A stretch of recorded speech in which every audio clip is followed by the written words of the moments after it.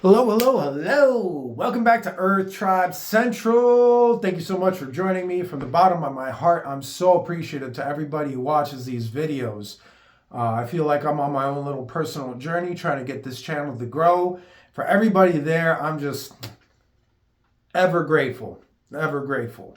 So if you're new and you like what I'm talking about, please like, subscribe, dare to share, dare to care, comment down in the section below. One of these days, we're going to get the comments rolling, I promise you. As this channel grows, which I know it will, I have nothing but faith, nothing but faith. Anyway, now that that's taken care of, on to today's topic. I want to talk about today. Today, I want to talk about how everybody is doing their best. What do I mean by that? I hear a lot of people talking about, other people who, maybe in the hospital and sick and how they can't get out of their own way. They can't put down the things that are killing them or hurting them. They can't give up the drugs, they can't give up the bad food, etc. But I guarantee you, everybody is doing the same thing. And what we're all trying to do is improve our experience. And if we have a really good experience, then we're trying to maintain that, right? So let me repeat that. Everybody, everyone on this planet is trying to improve their experience or maintain a high experience. So, unfortunately, we live in a culture, especially in the United States and in the Western world, we live in a culture that misinforms us on how to improve our experience. And that's because companies need our dollar. So they're going to advertise to us and they're going to tell us that their product is going to bring us happiness, right? Alcohol, cigarettes, junk foods, etc. Now, take the example of junk foods. We see the commercials everywhere. We see people smiling when they eat these foods. We see the billboards. We see the signs. It's ever present, constantly surrounding us. And what happens is we get conditioned to believe that that's what's going to bring us happiness and joy. And when we are down and we want some food, the best food we could get is this whatever. Now, here's the truth of the matter. Here's some science behind it. 80% of the serotonin in your body is released by your gut microbiome. Those are the little bacteria, and there's like trillions of them in your stomach and your intestines that digest your food, right? And if you have a poor diet, you have an unhealthy gut microbiome, and you have less serotonin. Now, serotonin is literally a key to happiness, right? So when we look at this ever-present, like depression and anxiety in society, and we look at the quality of the diet, especially in the Western world, there's a direct correlation there. And again, it's not because people, like some of us know, a lot of people know, like this food is unhealthy for me. I should do better, but I still want to eat it. Well, they still think that that food is going to improve their experience, right? But it's not true. It doesn't. It may give you like some momentary sensory pleasure, but in the long run, it's really like taking a lot away from you. It's taking away health. It's taking away happiness, right? And that's just a really easy, direct example. Cigarettes and alcohol are another big one. And, I have many friends who smoke and drink, and no judgment at all, because when they smoke a cigarette or drink a drink, it's just like me doing yoga or jumping in the ocean. They really believe that that's what's going to improve their experience. And I know for me what's going to improve my experience. So again, yeah, we live in this culture that lies to us consistently. And the lie is so pervasive and ever present that even the social interactions we have are built around these lies. That's why we go to bars to meet up with friends. That's why we go to unhealthy restaurants to eat to eat food, to go on dates and stuff. And it's all built on a lie, unfortunately. These are not the ways to improve your experience. But everybody is genuinely doing their best to improve their own experience. They're just misguided, and I feel like many people know this. They have an inkling of this, and I guess what I'm hoping with this video is to maybe plant a seed or be that final push to experiment with a healthier lifestyle, because I'll tell you, I genuinely have a zest for life that I love, and if you ask my friends, I feel like I'm obnoxiously optimistic and gleeful and joyous, and some of my friends get tired of me, which is fine. But yeah, that's because I've gone away from so much of what society has told me. And that's not to say that I never did it. I was an alcoholic for many years. I was a cigarette smoker for 17 years. I had a cheesesteak place in my speed dial. You know what I mean? Like, I did all of that. And when I did all of it, I was in a deep, dark depression that I would not wish on anybody. And eventually, like so many others, I hit a rock bottom. And fortunately for myself, I found a path to freeing myself of all my negative addictions in a very easy manner. And if you're curious about that, please comment, and I'll share everything I read that helped get me on the path that I'm at, or the path that I'm on and where I'm at, etc. Because I promise you, I'll give you the stuff that'll actually make you happy. I'm not gonna advertise no gimmick or no bull, Anyway, and I'll touch on that. So I'll touch on some of the things I do, which I do a lot. But I do yoga daily, 10 to 30 minutes. I actually went to my first hot yoga class today. Game changer. I'll probably incorporate that once or twice a week. So a longer yoga once a week. Who would have thought? Someone would have thought. And if you're watching this, you know who you are. I apologize for never having gone when you told me to go. But yeah, hot yoga is amazing. Oh, I'm so sorry for not listening sooner. Truly regret that. So I do yoga every day, 10 to 30 minutes a day. I'll probably incorporate a hot yoga class once or twice a week now. I meditate, 10 to 30 minutes of meditation a day.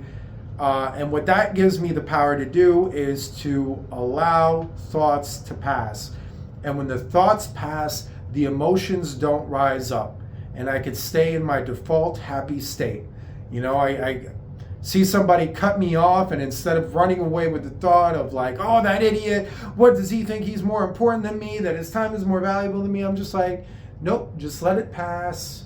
Let it pass. Enjoy the good things in life. Be happy, So that gives me the power to do that. It gives me it's like a mental fortitude, I think, to really, really allow thoughts to pass like that.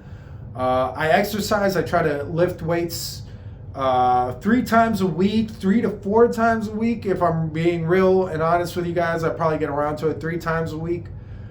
Sometimes only 2, but I do love doing it. It feels great. Exercise is one of those things that, the body needs movement. The body needs to be rinsed and moved and put into different positions. That's why the yoga helps. I like lifting weights because it feels good to get stronger, see progression. And then when you move into life and pick up a grocery bag, it weighs like nothing, no matter how much is in it. That's an amazing feeling. Plus, looking in the mirror and seeing your body change composition is a powerful experience, because it just feels great, because you're doing something, you see the impact of what you're doing. So there's like a very big mental health bonus. And that's not the only bonus. And unfortunately, we live like exercise culture. I think is very toxic. And if you want, I'm going to have a whole video on how to get into movement and how to find movement that you enjoy. I'll do that at some point in the near future for you guys. But movement is so important because it releases endorphins and serotonin. And if you do it right, you get a high at the end of it. It keeps you going through the day. It keeps you energized, keeps your body strong so you can move. It makes things like going upstairs or doing whatever you got to do. It makes it like not a big deal. It's just like whatever, done, So yeah, it's the power of exercise is really, really, I can't overstate it. I love to do ecstatic dance, and I dance on my own in my house. Like I'll just throw on some music and dance because it's my favorite type of movement, if I'm being honest. But I try to go to ecstatic dance too, which is like a very healing type of dance. If you've never ever heard of it, I encourage you to look into it. But it's a way to get emotions out. It's a way to get like stress out, these things. If you're holding it in your body, it's a way to let it out, without judgment, without any of that. I eat my diet. I feel like is a very important part of the equation. I eat a lot of whole plants. Bottom line, fill your diet with a lot of whole plants. You could eat some junk food, eat some meat and dairy, do what you got to do, but the majority of the diet, make it whole plant foods. Have your burger on the weekend, etc. But if you want to truly experience the joy of life, health, a healthy metabolism, healthy immune system, good weight management, good weight control, eat a lot of whole plant foods, and I promise you, a lot of them are delicious. I love pineapple. Eat it every day. Pineapple, strawberries, etc. Delicious. I don't think there's anything in the world to me that tastes better than pineapple or watermelon or maybe golden kiwi. Those are just some of my favorites, but we each have our own.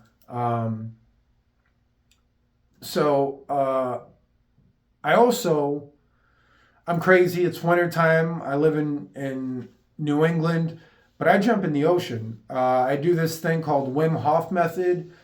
Feel free to look it up. It's powerful. It's one of the best return on investments that I've ever gotten in my life on anything. But I jump into the ocean for a couple of minutes, maybe once or twice a week, and it energizes me for the rest of the day. It makes the winter more tolerable.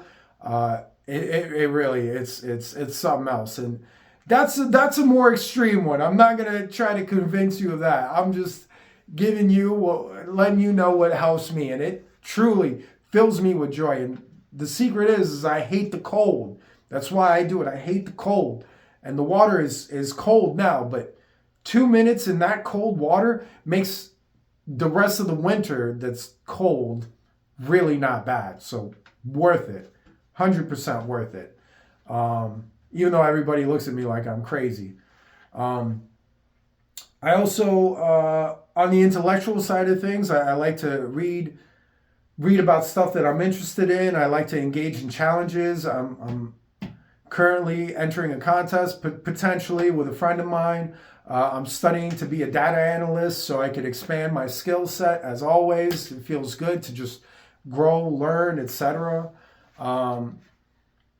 Community-wise, I try to keep in touch with all my friends, both new and old, near and far, etc. I was actually texting with my buddy across the pond in England, my terrible British accent. My buddy Daniel, shout out to you, Daniel. You the man. I love you, brother. And I love all my friends, freaking all over the world. I got Melanie in freaking Canada. I got my buddy Steve in Cali. I got my buddy Steve here. Man, I got Ron in Texas, his brother Pat right here. He was my best friend growing up. Shout out to all you guys. Freaking love you. My buddy Army, freaking love you, Army, over in Richmond, Virginia, recently dealt with some hardships. They didn't have water for days. Woo, could you imagine that? Anyway. So yeah, And of course, my local crew, my local community. Shout out to my pool crew, Tony and Amy. Thank you for sci-fi night. Jason, freaking love you, dog. You like a brother.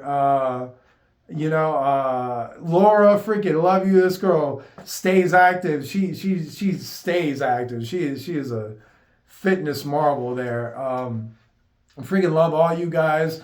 My disc golf crew, shout out to all you. Sam, freaking love you, dog. Tony again. John, yeah, you the man, you know that. My buddy Vin, shout out to Vin, Anyway, enough about that. That's a little shout out to my community. Anyway, back to it. So those are some of the things that keep me happy. And that's really keeping my mind, body, spirit happy. And spirit is, for me, the simplest way I could define spirit is having faith that things are going to be okay. The best way to do that is to be surrounded by good community, friends that'll lift you up, get you through those dark times, get you through when things are difficult, and things will get difficult. It's just a part of life. But when you have good friends, it helps. When you have a clear mind with the meditation, it helps. When you have a strong body from the exercise, it helps, and that's how I've improved my experience. And I know in the bottom of my heart, that's how we're all supposed to improve our experience. And if we can share that, like I have a good experience now, and I want to share that so that others can have a good experience, because I genuinely, from the bottom of my heart, I think the best way I can improve my experience is by getting everybody else to have an equally amazing experience as me. Because then nobody would be bothered by anybody else. Nobody would have problems with anybody else. And if we did, they wouldn't last long. They would be easily resolved. But that's how we build a better world, I firmly believe, is by fighting for a world in which all of us are happy. Not a world in which half of us are happy, or some of us are happy, or people in one country are happy over another country. No, where everybody is happy. Everybody in the world, right? We're so interconnected. We're so interdependent on each other, especially in this modern age. So this is my attempt. This is my calling, it feels like, to spread the joy, spread the love. Let's get us all united. We're one tribe. Earth tribe, baby. Earth tribe. You know what I'm talking about? All right. Much love. Thank you for joining me. I think I've ranted for long enough today. We'll see you on the next one. Take care, Earth tribers. Love you from the bottom of my heart. Please like, subscribe, and share.